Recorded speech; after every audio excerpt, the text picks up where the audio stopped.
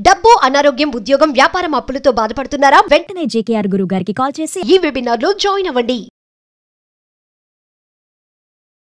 నమస్తే రమ్మగారు. నమస్తే జయ. రమ్మగారు, రకరకాల సిరీస్లు చెప్పేసుకుంటున్నాం, చిన్న చిన్న షార్ట్ స్టోరీస్ చెప్పేసుకుంటున్నాం. ఏదైనా దెయ్యాలు, భూతాలు వీటికి సంబంధించిన కథలు ఏమైనా ఉన్నాయా? ఇంతకుముందు సరదా సరదా కథలు చాలా చెప్పాను. నేను ఒక తెలుగు కథల అభిమానుల గ్రూప్లో ఉన్నాను, చాలా కథలు చదువుతానని చెప్పా కదా. వాళ్ళు ఆ గ్రూప్లో దయ్యాల కథలోనే ఒక పుస్తకం ఎప్పుడో చాలా రోజుల క్రితం వేశారు. చాలా ఇంట్రెస్టింగ్వి. అవి ఇంచుమించు 1938లో ప్రింట్ అయిన బుక్ అది. అబ్బాబ్బా, సూపర్ కదా. రైటర్ కూడా అమ్మగారి పేరు జ్ఞాపకం వస్తే చివరిలో చెప్తాను. కథలు చాలా బాగున్నాయి. అందులో కొన్ని కథలు ప్రచారంలో కూడా ఉన్నాయి. దయ్యాల కథలు ప్రచారంలో కూడా ఉన్నాయి. మనకి ఊళ్ళల్లో ఎలా చెప్తారు, మిట్ట మధ్యాహ్నం ఎండలో జుట్టు విరబోసుకుని తిరగకూడదు, నిద్రగన్నేరు చెట్లు ఉంటాయి ఊళ్ళల్లో బాగా, నిద్రగన్నేరు చెట్టు కింద కూర్చోకూడదు అని అంటుంటారు. అది మనకి కనపడుతుంటాయి, ఆ మాటలు వినిపిస్తాయి. ఇంకా మీరు ఊళ్ళు దాటేశారు కాబట్టి తెలియదు, కానీ మా చిన్నతనంలో అయితే పొద్దుటిపుట్టి తలంట్లు పోసుకుని పిల్లలు వినాయక చవితి అప్పుడు ఈ వినాయకుడిని తీసుకోవడానికి జుట్టు విరబోసుకుని బయటికి వెళ్తే కేకలేసేవాళ్ళు. చెట్ల మధ్యలోకి వెళ్ళకూడదు, ఏవైనా ఆశిస్తాయని చెప్పేవాళ్ళు. ఇవన్నీ మామూలుగా మనకి కనపడుతుండేవి. కుక్కలు బాగా మురుగుతుండేవి రాత్రిపూట, మొత్తం కుక్కలన్నీ ఓ చోటే చేరి అక్కడ ఏదో అవి చూసే ఈ ఆత్మని అందుకే అరుస్తున్నాయి అనేవాళ్ళు. చెదరగొట్టడానికి ట్రై చేసేవాళ్ళు బాగా, ఎవరో ఒకళ్ళు వేసి అదిలించేసేవాళ్ళు అనమాట. మీరు విన్నారా రమ్మగారు, దెయ్యాలు ఉన్నాయి, దెయ్యాలు తిరుగుతున్నాయి అని ఇంట్లో మీరు భయపడిన సందర్భం ఉందా? భయాలు లేవు జయ, మాకు భయం లేదు. ఇప్పుడు ఎవరికి భయం వేస్తుంది? బలహీనమైన మనసు ఉన్న వాళ్ళకి, బలహీనమైన మనసు లేదా భగవంతుడి పట్ల విశ్వాసం లేని వాళ్ళకి. మనకి రెండూ లేవు, భయము లేదు, భగవంతుడి మీద అచంచలమైన విశ్వాసం ఉంది. దేవుడు ఉన్నాడు, ఖచ్చితంగా మనతో ఉంటాడు. మనం ఏం చేస్తామని ఎవరినైనా మనం చూస్తాము, ఎవరినైనా మన ఏం చేస్తారు? మనుషులంట్లనే భయం లేదు మనకి, దయ్యాలంటే భయం ఏమిటి? ఇప్పుడు చిన్నప్పుడు ఓ స్త్రీ రేపురా అని గుమ్మాల మీద రాసేవారు అమ్మగారు, అది గుర్తుంది నాకు. అవును, అలా కూడా జరిగేవి కొన్ని. అంటే ఆవిడెవరో వచ్చేస్తుందని, ఆ తర్వాత ఆ ఇంటి మీద రాస్తే అది చూసి వెళ్ళిపోతుందని. దయ్యాలకి చదవటం వచ్చాయని నవ్వుకునేవాళ్ళం మేము హై స్కూల్లో ఉన్నప్పుడు వచ్చినాయి. నువ్వేమో బాగా చిన్నపిల్లవు అప్పుడు. అది నిజంగా అది ఎందుకు రాస్తున్నారో ఏంటో తెలియదు, కానీ దయ్యం వస్తుంది, మనం అలా రాయాలి, అదొక్కటే తెలుసు. తర్వాత శ్రీరామ అని గుమ్మానికి ఒకవైపు ఏమో ఓ స్త్రీ రేపురా, ఇంకొక వైపు ఏమో శ్రీరామ అని రాసేవారు. ఏవో రకరకాలు కదా. అయితే ఈ పురాతన కాలంలో చెప్పే కథల్లో ఏంటంటే, కూచిపూడి భాగవతులు, తోలుబొమ్మల వాళ్ళు వేరే ఊళ్ళకి ప్రయాణాలు చేస్తూ ఉండేవాళ్ళు. అంటే ఒక మొత్తం అంతా ఒక 30 మంది 25 మంది అట్లా గ్రూప్ లాగా ఫామ్ అయ్యి, ఈ గ్రూప్ అంతా ఏంటంటే ఊరూరా ప్రదర్శనలు ఇస్తూ తిరగటం ఒక పద్ధతిగా ఉండేది. భాగవతులు వీధి భాగవతాలు అనేవాళ్ళు, భాగవతాలు అదే చెప్పేవాళ్ళు. పండగ రోజుల్లో అన్ని ఊళ్ళల్లో ప్రదర్శనలు ఇచ్చేవాళ్ళు. ఈ ఊరు నుంచి ఇవాళ అయిపోగానే తెల్లవారి బయలుదేరి వేరే ఊరికి వెళ్ళడం, సాయంకాలం ఆ ఊళ్ళో ప్రోగ్రామ్ పూర్తి చేసుకోవడం, మళ్ళీ మర్నాడు బయలుదేరటం. తోలుబొమ్మల వాళ్ళు నా చిన్నతనంలో కూడా నాకు తెలుసు, మా దగ్గర వినటమే కానీ నేనైతే చూడలేదు, బాగా కథలే తెలుసు నాకు. అయితే ఈ బొమ్మలాట ఒక ప్రత్యేకమైన పంథ. దానికి ఏం చేస్తారు, మనుషులు తెర వెనకాల నిలబడి తెర మీద బొమ్మ వెనకాల నుంచి బొమ్మ రూపం చూపిస్తారనమాట, పాటలు పాడతారు పక్క నుంచి. మనం తెర ముందు కూర్చుంటాం కదా, ఈ బొమ్మ కదులుతుంటుంది. ఆంజనేయ స్వామి ఆయన చెయ్యి ఎత్తాడు, కాలు ఎత్తాడు, తర్వాత ఏమో గద జల్పించాడు, లంకా దహనం చేశాడు, అవన్నీ మనకి వెనకాల నుంచి కదలికల్లో తెలుస్తుంటుంది, పాటల్లో పాడతారు. ఇందులో గాయకులు ఉంటారు, ఆర్టిస్టులు ఉంటారు, ఆ బొమ్మలు తయారు చేసేవాళ్ళు. తర్వాత ఆడించడానికి కొంచెం బలశాలుడైన వ్యక్తులు కావాలి. చిన్నపిల్లల గాత్రం పాడడానికి చిన్నపిల్లలను కూడా తయారు చేసుకునేవాళ్ళు. ఇట్లా ఒక 25-30 మంది గ్రూప్ ఉన్న ఒక బొమ్మలాట వాళ్ళు ప్రయాణం చేస్తున్నారు, ఇలాంటి గ్రూపు. అయితే ఆ ఊరు ఈ ఊరు ప్రదర్శనలు ఏవో అయినాయి. ఒకనాటి సాయంకాలం కొల్లేరు అంటే ఎక్కడ మన కొంగలు అవి ఉన్నాయి, కొల్లేటి సరస్సు చుట్టుపక్కల ఏంటంటే కొంచెం ఎండాకాలం వస్తే కాస్త డ్రైగా ఉంటుంది, అక్కడక్కడ నీళ్లు ఉంటాయి, చిత్తడిగా ఉంటుంది కానీ పూర్తిగా నీళ్లు ఉంటాయి. వీళ్ళు వెళ్ళేసరికి దానికి ఆ ప్రాంతంలోకి చేరారు వీళ్ళు. ఏమీ ఊళ్ళు గ్రామాలు దొరకలేదు వాళ్ళకి, ఏదో ఒక పక్క నుంచి పడి వస్తున్నారు. సరే ఏమనుకున్నారు, సాయంకాలం అయింది, చీకటి పడిపోతుంది, అంతా చిత్తడిగా నేలలు, తర్వాత మన జీబుగా చెట్లు, మనుషులు అస్సలు లేరు. మానవ సంచారం ఉన్న దారులు వేరేగా ఉంటాయి, మనుషులు తిరగని దారి వేరే. నడుస్తున్న గుర్తులు కొంత కనపడుతుంటాయి కదా, బళ్ళ గుర్తులు కనిపిస్తాయి. వీళ్ళు ఈ గుంపు అంతా నడుస్తున్నారు, పిల్లలు ఆకళ్ళని ఏడుస్తున్నారు. మరి చిన్న చంటి వెంటి పిల్లలు ఉంటారా, ఏడుస్తున్నారు. వీళ్ళు ఏం చేయాలి చూస్తున్నారు ఆలోచిస్తున్నారు. వీళ్ళ ఉన్న జనాలందరికీ మెల్లిగా భయం వేయటం మొదలుపెట్టింది. చీకటి చాలా తొందరగా వచ్చేస్తుంది చెట్లు ఎక్కువ ఉంటే. వీళ్ళలో కాస్త ఓపిక మంతుడు బలవంతుడు ఒకడు చెట్టు ఎక్కి పైకి చూస్తే దూరంగా ఓ మైల్ దూరంలో పెద్ద మహానగరంలాగా కనబడుతుంది. బోల్డని లైట్లు ఉన్నాయి. అప్పుడు లైట్లు అంటే విద్యుత్ దీపాలు కాదు కదా, ఇళ్లల్లో ఉండేవి లస్టర్లు, పెట్రోమాక్స్ లైట్లు లాంటివి దీపాలు. వీధిలో కూడా అక్కడక్కడ అంటే లైన్గా కనపడుతున్నాయి ఆముదపు దీపాలు. సరే దీపాలు ఉన్నాయి, ఏదో ఊరు కనిపిస్తుంది, కొంత సందడి కూడా వినపడుతోంది. కొంచెం మనుషులు తిరుగుతుంటే, గొడ్లు ఉంటే, మెళ్ళో గంటలు అవి మోగుతూ ఉంటాయి. ఏదో ఇక్కడ ఏదో ఉన్నది, మెల్లిగా కాస్త కాలు చాచి నడుచుకుంటూ వెళ్ళిపోతే ఊళ్ళో చేరిపోతాం అనుకున్నారు. గుంపంతా పోయారు ఊళ్ళోకి. వెళ్తే వరుసగా దారులు, చక్కగా ఏర్పరిచిన నగరంలాగా ఉంది, అది పట్టణంలా ఉందన్నమాట. అంటే ఏ సందుకు ఆ సందు కనపడుతుంది, అన్ని వేదఘోష వినపడుతున్న బ్రాహ్మణుల ఇల్లు, అదేదో అగ్రహారంలాగా ఉంది.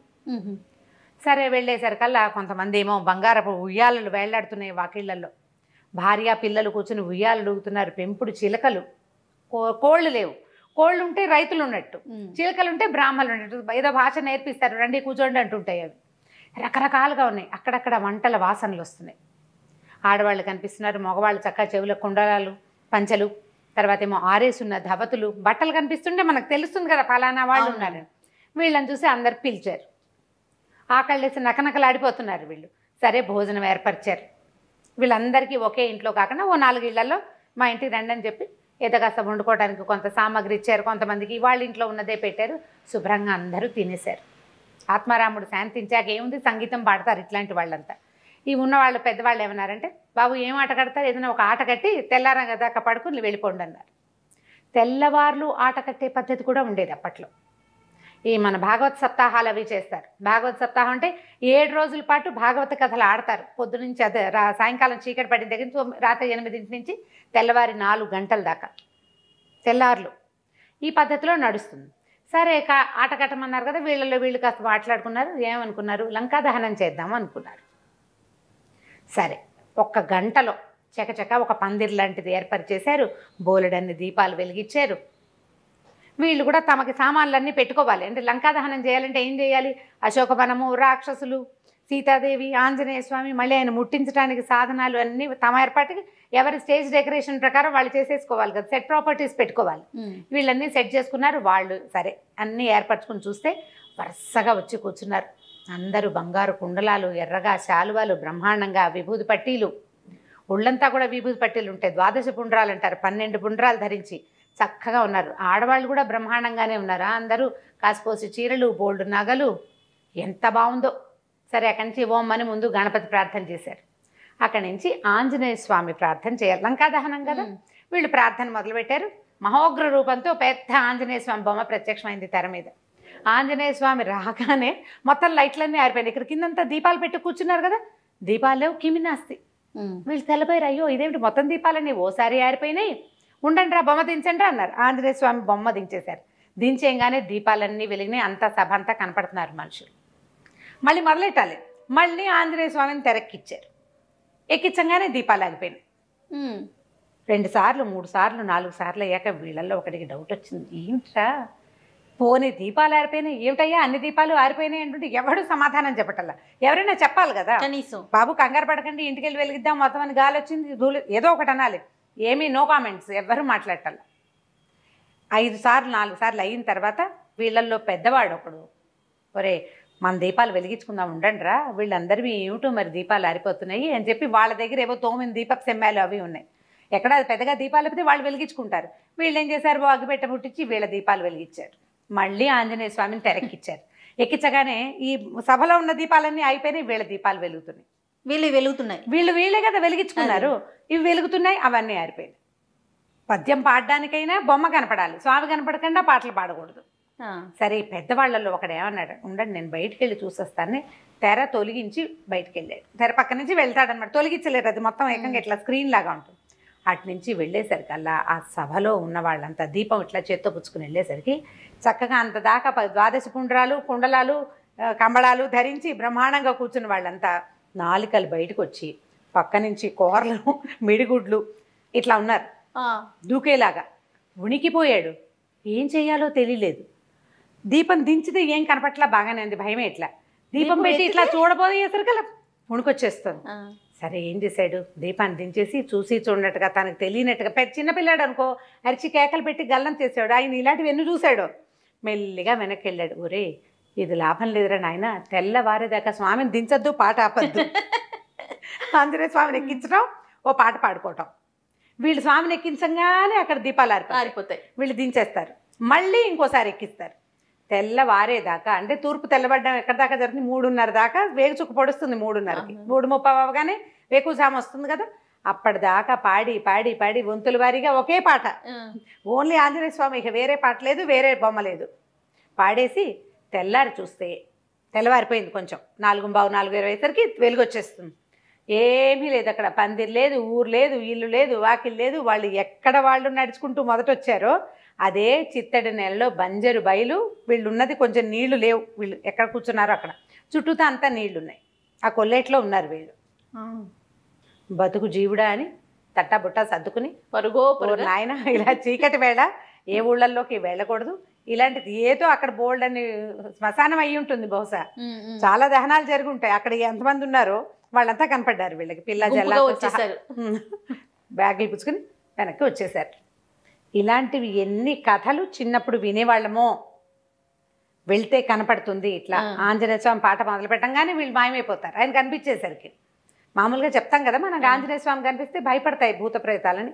మన ఇళ్ల మీద శ్రీరామ రాయడానికి కారణం కూడా అదే. ఎక్కడ శ్రీరామనామం ఉంటుందో అక్కడ ఆంజనేయ స్వామి ఉంటాడు.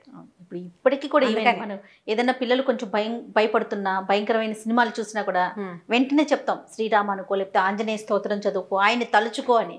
వాళ్ళకి అదొక ధైర్యంగా అనిపిస్తుంది కదరమ్మ గారు పిల్లలకి. అది అలవాటు చేయాలి మనం. అలాంటిది ఒక శ్లోకాలు కూడా చెప్పారు మీరు, ట్రై చేయాలి. నేర్పిస్తే అదే ధైర్యం వస్తుంది ఆటోమేటిక్గా. ఇంకా దయ్యాలు ఉన్నాయా, నిజంగానే ఉన్నాయా, ఈ రోజుల్లో ఉన్నాయా, ఇలాంటి ప్రశ్నలు అంటే మనం ఇంకేం చెప్పలేకపోతే. ప్రశ్నలు వేయకండి, ఓన్లీ కథ వినండి అంతే. కథని కథలాగా తీసుకుంటే సూపర్. ఇప్పుడు ఇలాంటి అనుభవాలు చాలా మందికి ఉంటాయి జయ, ఒప్పుకోరు అంతే పబ్లిక్లో. అయి ఉండొచ్చు బహుశా. మేము వెళ్తుంటే అక్కడ ఏదో కనిపించిందని, ఏదో చూసామను, ఏదో వేగ్గా ఒక షేప్ కనిపించిందని, ఇలాంటి మీరు అన్నట్లుగా చాలా వింటూ ఉంటాం మనం. ఉంటాయి, మన తాతలు నాయనమ్మలు చూసిన వాళ్ళు కూడా ఉంటారు. మనం ఒప్పుకోమంతే. ఇది ఒక కథ వినండి. 38లో ప్రింట్ అయింది. స్థానాపతి రుక్మిణమ్మ గారు ఆవిడ రాసిన కథలు అనమాట. ఇది వరకు అంటే ఇప్పుడు ఈ మధ్యకాలంలో ఇలాంటివి వినలేదు జయ. ఇది వరకు అంటే నేను బాగా చిన్నపిల్లప్పుడు ఎవరికో దయ్యం పట్టిందని వదిలించారని అలాంటి కథలు వినేవాళ్ళం. ఇప్పుడు జరుగుతున్నాయా ఈ కాలంలో ఉందా అంటే ఏమో. 37 అంటే మనకి దాదాపుగా ఇంచుమించుగా ఒక 80 సంవత్సరాల నాటి సంగతి కదా. 80 ఇంకా అటు ఇటుగా 85 సంవత్సరాలు, చాలా బాగా పాతది. అయితే అప్పట్లో మరి ఇది జరిగిన కథే అయ్యి ఉంటుంది. ఎందుకంటే మా చుట్టాల్లో కూడా నేను ఇలాంటిది ఒక కథ విన్నా, బాగుంటుంది, నాకు నచ్చిందనమాట. దాంతోపాటు ఇంకొక విషయం ఏం చెప్పాలంటే, విశ్వనాథ్ సత్యనారాయణ గారిది ఒక పుస్తకం ఉంది, భలే ఉంటుంది. పుస్తకం పేరు మర్చిపోయాను, నాకు అసలు జ్ఞాపకం రావట్లేదు, ఇంతకు నుంచి ఆలోచిస్తున్నాను. అందులో ఏంటంటే ఒక కుర్రాడికి ఇలా ఒక ఆత్మ అతన్ని ఆవహిస్తుంది అనమాట. అతను తేడాగా ప్రవర్తిస్తాడు, ఎక్కడికో వెళ్ళిపోతాడు. ఆ ఆత్మ అతన్ని ఎక్కడికో తీసుకెళ్ళిందని. చాలా బాగుంటుంది కథ. ఆ కథని ఒకళ్ళు ఇంకొకళ్ళకి అంటే తన కొలీగ్స్కి ఒక ఆయన చెప్తారనమాట. బాణామతి అలాంటిది ఏదో పేరు, అలాగే గుర్తుంది అటు ఇటుగా. ఎంత బాగుంటుందో కథ, నడక బాగుంటుంది. విశ్వనాథ సత్యనారాయణ గారిది చదవటం అలవాటైన వాళ్ళు హాయిగా చదివేస్తారు, లేని వాళ్ళు కొంచెం బాగా కాస్త టఫ్గా ఉంటుంది. కానీ కొంచెం పర్వాలేదు, భాష మరీ పురాతన భాషగా ఉండదు, చాలా బాగుంటుంది. అలాగా ఇది కూడా అట్లా అనిపిస్తుంది అనమాట ఈ కథ. ఇందులో ఏంటంటే ఈ కథ పుస్తకంలో చదివిన నడక వేరు, నేను చెప్పే నడక కొంత వేరుగా ఉంటుంది. పుస్తకంలో కథ ఎట్లా స్టార్ట్ చేస్తారంటే, ఒక అత్త కోడలు వాకిట్లో ఒక ఆయన ఎవరో భవతి భిక్షాందేహి అంటున్నాడు. ఈ అమ్మాయి అత్తయ్య వాడెవరో బిచ్చగాడు, ఆయన పోవటం లేదంటుంది. ఆవిడ పోతాడులేమ్మా అంటుంది అత్తగారు.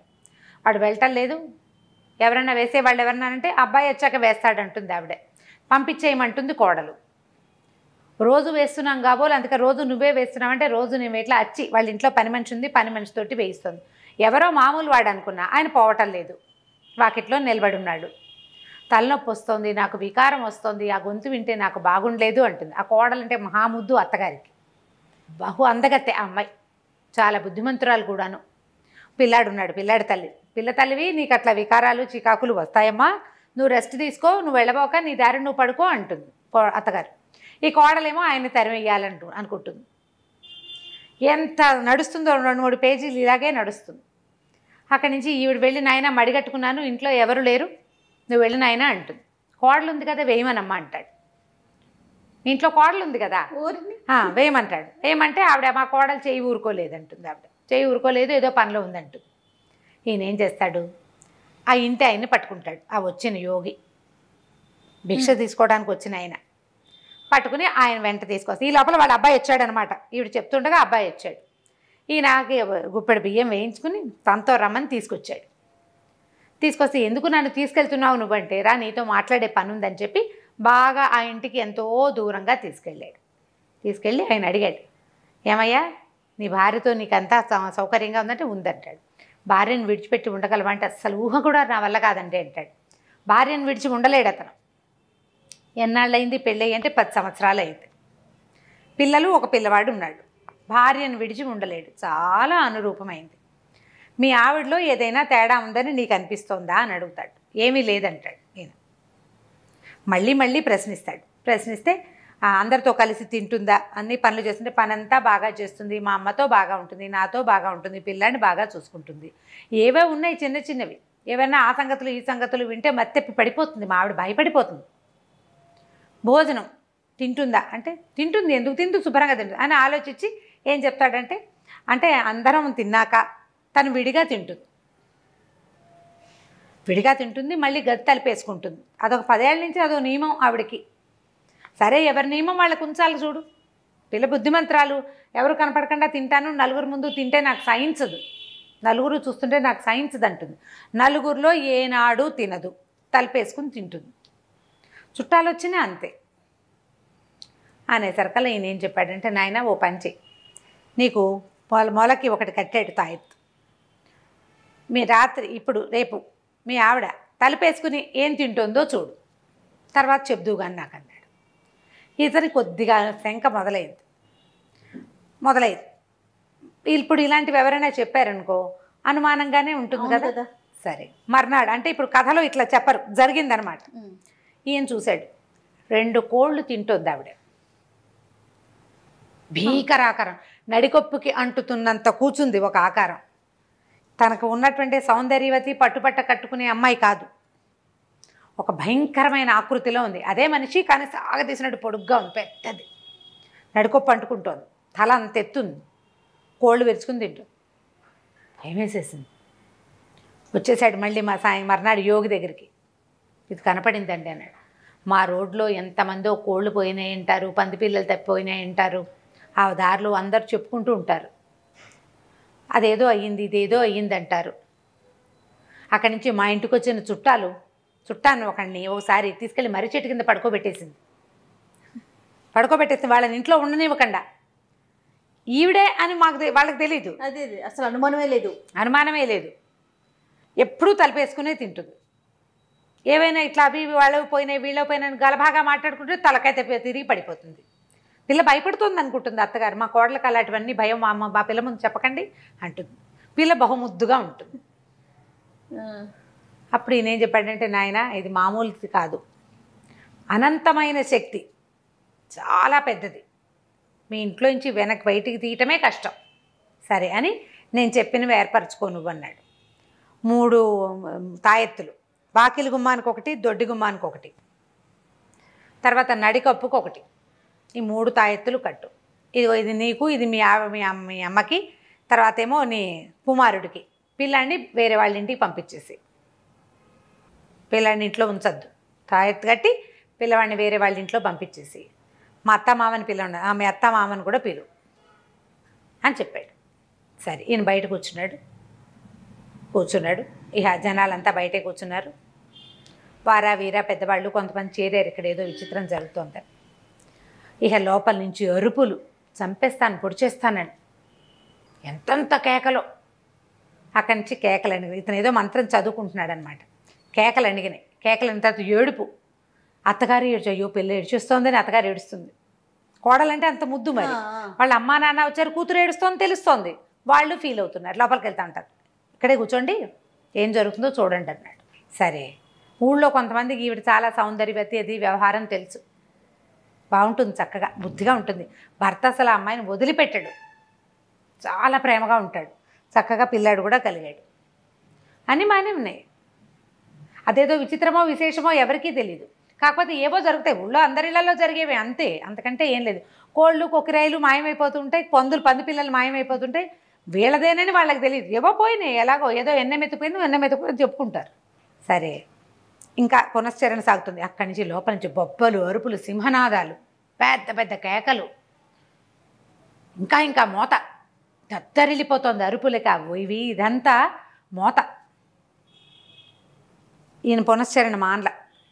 ఇంకా సేపటికి డబేల్మని తెరుచుకున్నాయి తలుపులు. లోపల నుంచి ఆవిడ నడిచి వచ్చింది బయటికి.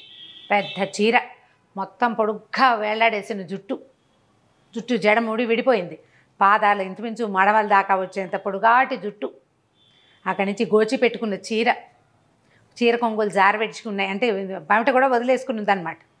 ఎట్లా కనపడుతోందంటే ఆ చీర ఇట్లా చెంగు దోపుకుంటూ బయటకు వచ్చింది. వీరనారిలాగా కనపడుతోంది. అందరూ నిర్ఘాంతపోయారు. ఆ ఊళ్ళో మగవాళ్ళు ఎవరు అంత తేరి చూడలేదు ఆవిడని. మహాసౌందర్యవతి, మామూలు కంటే ఎక్కువ పొడుగ్గా ఉన్నట్టు కనపడుతోంది. ఇప్పుడు మామూలుగా కొంచెం పొడుగాట అమ్మాయి, ఎంత పొడుగుందో. వచ్చి కూర్చుంది. అత్త మామ అత్తగారు ఓ పక్కన ఉంది, భర్త అత్తగారు ఉన్నారు. అక్కడి నుంచి ఈ పక్కన తల్లిదండ్రి ఉన్నారు. వాళ్ళకేసి చూడను కూడా లేదు. ఈమెను వచ్చి ఈయన ఒక ముగ్గు లాంటిది వేసాడు, ముగ్గులో వచ్చి కూర్చునేసింది మాట్లాడకుండా. అక్కడి నుంచి ఈయన అడిగాడు, నువ్వెవరివి, ఎక్కడి నుంచి వచ్చావు, ఎప్పటి నుంచి ఇక్కడ ఉన్నావు నువ్వు అంటే, నేను ఒక జమీందారుల బిడ్డని, నన్ను ఒక జమీందారికే ఇచ్చారు నాకు బాగా వయసు వచ్చాక. ఆ జమీందారికి చాలామంది పెళ్ళాలు ఉన్నారు. ఇంకా ఆయన దగ్గర ఉన్న ఇతరత్ర భోగం వాళ్ళు రకరకాల చాలా జాతులు ఉన్నాయి ఆయన దగ్గర. కానీ ఆయనకి నాకు సరిపడలా. మా నాన్న బోడు సిబ్బందిని ఇచ్చాడు, ఆస్తి ఇచ్చాడు, ఏదో పడలేదు వీళ్ళకి వాళ్ళకి. అయితే ఆయన ఏం చేశాడు, ఒకసారి నా దగ్గరకు వచ్చాడు, మామూలుగా రాణుల దగ్గరకు వచ్చేలాగా. కానీ ఆయనకి నాకు సరిపోలేదు. నేను ఆయనతో చేయలేకపోయాను. అంటే నేను ఒకవేళ ఆయనకి నేను ఏమైనా పరిచయం చేసినా నా మొహం ఆయనకు నచ్చలేదు. అంటే బహుశా అందగత్తె కాదు ఆవిడ మొహం గిట్టలేదు ఆయనకి. మొహం మనిషి జమీందారుల అమ్మాయి, రాజుల అమ్మాయి అయినప్పటికీ ఆవిడ అందగత్తె కాదు. ఆయనకి సౌందర్యవతులతో ఉండే అలవాటు ఉంది. పెళ్ళాలు కూడా భార్యలు చాలామంది ఉన్నారు. అప్పటి కాలం కదా అది. అక్కడి నుంచి తర్వాత సిబ్బందిని మార్చేశారు, మా వాళ్ళందరినీ పంపేశారు. వాళ్ళే వచ్చారు, అందరూ సైనికులు. తండ్రి చాలా ఆస్తి ఇచ్చాడు ఈవిడికి. ఆస్తి అంతా రాజుగారు హడపాయించేశాడు. అందుకు చేసుకున్నాడు ఈ పిల్లని. కానీ ఈ పిల్ల ఎప్పుడైనా ఆడపిల్లలకి అనాకారో సనాకారో భర్త కాపురం సంతానం ఉంటే జీవన సాఫల్యం లభిస్తుంది. లేకపోతే ఏముంది, అంతేగా. అనాకార అయితే మాత్రం ఆమెకి భర్తతో ఉండాలని, సరదాగా సంతోషంగా ఉండాలని ఉంటుంది కదా. ఆ స్త్రీ సహజమైన వాంఛలేవి ఆయన పడనివ్వలేదు ఆవిడికి. అని చంపేశాడు. నేను మరణించాను, అమ్మ అనిపించుకోకుండా నేను చచ్చిపోయాను. నేను అమ్మ అనిపించుకోకుండా నేను నా పని అయిపోయింది. ఏడాది తిరగకుండా జమీన్ మన్ను చేసేసా. ఆయన వాళ్ళు అనుకున్న ఎవరిని బతికి ఉంచలేదు. జమీ మన్నైపోయింది, ఉట్టి దిబ్బ. అక్కడికి ఎవడు తలకాయ తిప్పి చూడకుండా చేశాను ఆ ప్రాంతాన్ని. స్త్రీలకు అంత క్షోభ ఉంటుంది. ఎందుకంటే ఆడవాళ్ళకి కావాల్సిన జీవితానికి సాఫల్యం భార్యగా ఉండటం, తల్లి కావటం ప్రధానమైంది. తల్లి అవ్వడమే ప్రధానం. దాంతో నేను అక్కడ మొత్తం అదంతా నాశనం చేశాను. ఆ దిబ్బ వైపు తలకాయ తిప్పి చూసిన ప్రతి వాడిని విరుచుకు తిన్నాను. కొంతకాలం పాటు ఆ జమీలో ఉన్న వాళ్ళందరూ, ఆ పనివాళ్ళు, ఆయన బంధువులు, వాళ్లే నాకు ఆహారం. రోజుకు ఒకళ్ళని చొప్పున విరుచుకు తిన్నాను.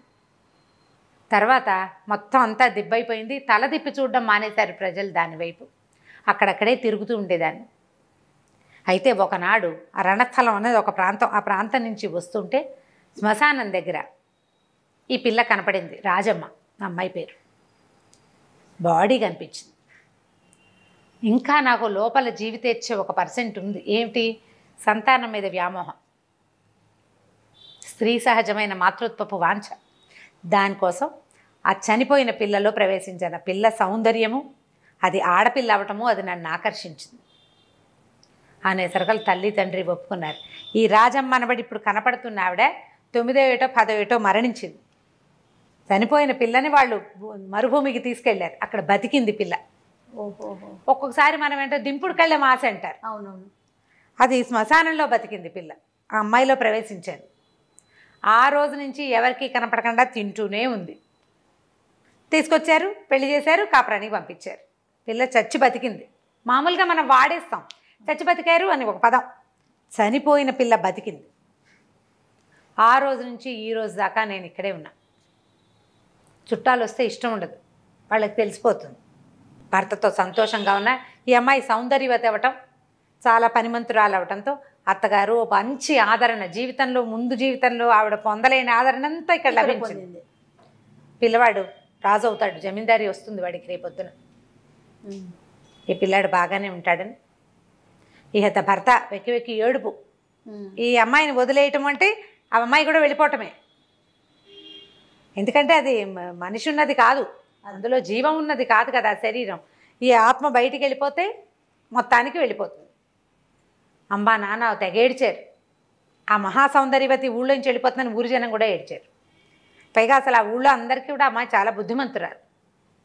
ఆ యోగి ఏం చేశాడంటే పొడుగ్గా ఉందిగా జడ, జుట్టు వెనక్కి వచ్చి జడేసాడు, మొత్తం అల్లేడు మొత్తం జడంతా.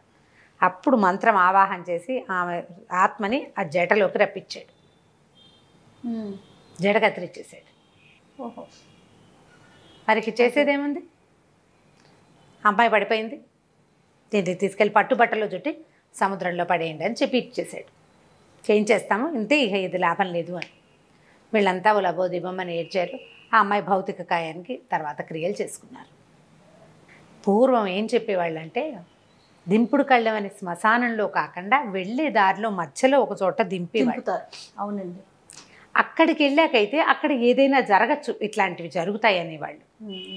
నా తర్వాత చెట్ల కింద పడుకోకూడదు, అవన్నీ చాలా సిద్ధాంతాలు ఉండేవి. ఇప్పుడు మన ప్రపంచం మారిపోయింది, ప్రపంచం అంతా మారిపోలా, అవునవును, అన్నీ మారిపోయినాయి. వాటితో పాటు ఇవన్నీ కూడా మారినాయి. సిద్ధాంతాలు ఉన్నాయా లేదా, ఆత్మలు ఉన్నాయా లేదంటే మనం ఉన్నట్టే ఆత్మలు ఏవో గాల్లో తిరుగుతూనే ఉంటాయి. మీద ఎక్కేస్తాయా, ఉంటాయా, ఉండవా అంటే ఏదో ఒక బలహీనమైన క్షణాల్లో మనసులు చాలా వీక్గా ఉన్నప్పుడు ఏదైనా ఒక పవర్ మనలోకి ప్రవేశించేందుకు 1% అవకాశం ఇప్పటికీ ఉంది, జరుగుతాయి అట్లా. కాకపోతే మనం తెలుసుకోలేకపోతాం. ఇప్పుడు దేవుడు ఉంటే ఇది కూడా ఉన్నట్టే, ఆ పవర్కి దానికి లొంగకూడదు మనం. దానికి భగవదావేశానికి లొంగినట్టుగా ఇట్లా మన చుట్టూతా ఉండే తాలూకు ఆత్మల యొక్క వాటికి ప్రలోభాలకి లొంగకుండా ఉండాలి.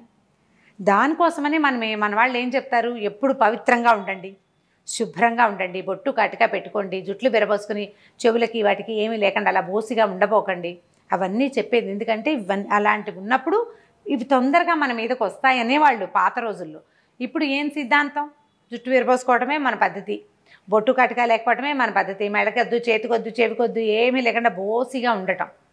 మనకి ఇండియన్స్కి ప్రధానమైనది ఏంటి, బొట్టే కదా మన గుర్తు. కనీసం ఎర్రటి బొట్టు, కుంకుమ లాంటివి ధరించడం. దేవతార్చన మామూలు సన్నబొట్టు పైన పెట్టుకుంటాం, దేవుడు కుంకుమ ఒకటి పెట్టుకోవటం.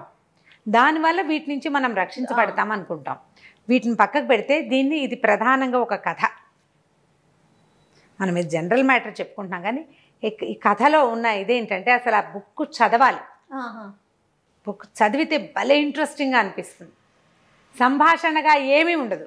నేను చెప్పాను ఇట్లా సంభాషణగా, అలా ఉండదు. చదువుతుంటే మనకి లోపల అర్థమవుతూ ఉంటుంది అనమాట. భలే ఇంట్రెస్టింగ్గా ఉంటాయి. ఒక 2-3 కథలు, ఒక ఆవిడైతే అడిగారు కూడా, ఈ కథలు మీరు చెప్తే వినాలనుంది అని. ఇది బాగా కుదిరిందో లేదో మరి, మంచి కథ, చాలా బాగుంది రమ్మగారు, చాలా ఇంట్రెస్టింగ్గా ఉంది. చదివిన వాళ్ళకి ఇంట్రెస్టింగ్గా అనిపించాలి. ఓకే, రైట్ రమ్మగారు, నమస్తే. నమస్తే అజయ్.